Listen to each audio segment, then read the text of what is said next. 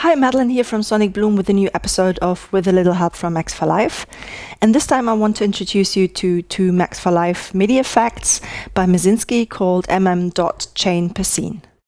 And what you can do with them is when you trigger a scene or a clip, depending on the settings, you can automatically assign a chain in an audio effect rack or an instrument rack to be active. And that, of course, is very practical for live performances, but can also be totally useful for people who work in the session view for a very long time when producing. And here I have already prepared a drum pattern that I have duplicated, and I have an audio effect rack with 5 chains. I have built an audio effect rack myself according to the specifications, something I also want to explain right away. The devices are not free. They cost £5, but that's not exactly expensive if it would help you.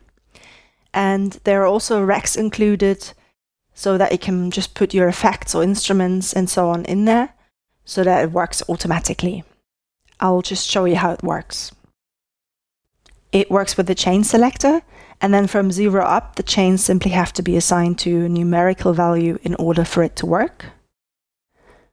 And that's in order. This means that if you want to reorder the chains here later, then you would have to fix it here again so that it looks like this. And then here on the left, we have the MIDI effect for audio effect racks to control. And then the first thing you see here is the active scene. That's because I've selected the first scene here. If I go back here, you can see that the second scene is now selected. And if I go back here, you can see that the second scene is now selected. And then we'll look at the first thing. Here we have fill scenes. Depending on what you select, this has different functions. I will first show you chain per scene.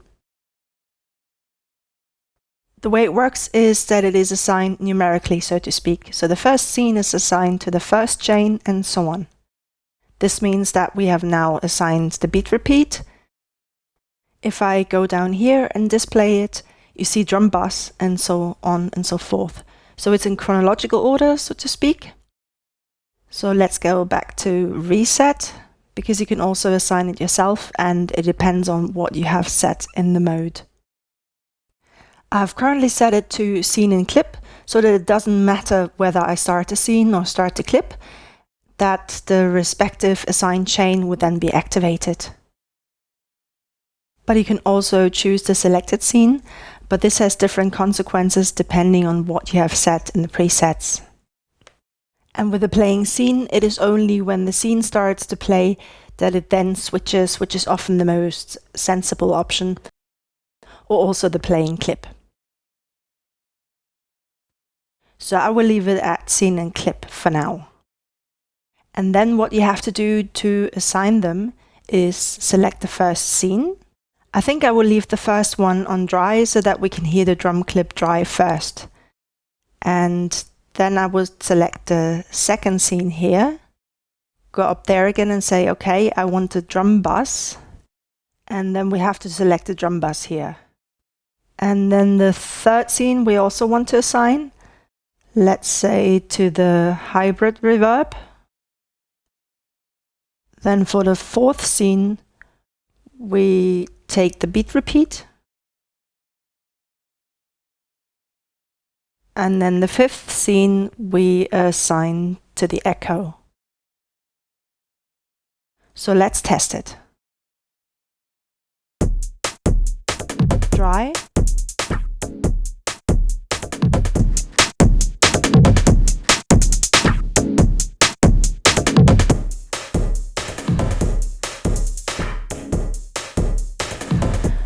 So you can see that if you set it to fill scenes, it works like this.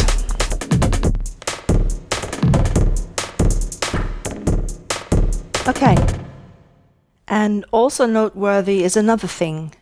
And the last one, we have the echo. And when I look at the other chains here, you can see that the beat repeat is deactivated. Drum bass is also deactivated. The same goes for the hybrid reverb. That means that only the active chain, the device in it, is active. That means it's very resource saving. So it's very practical when you use it for live performance. That's it. I hope you found it helpful. Don't forget to like, share and subscribe, and I'll hopefully see you next time. Bye!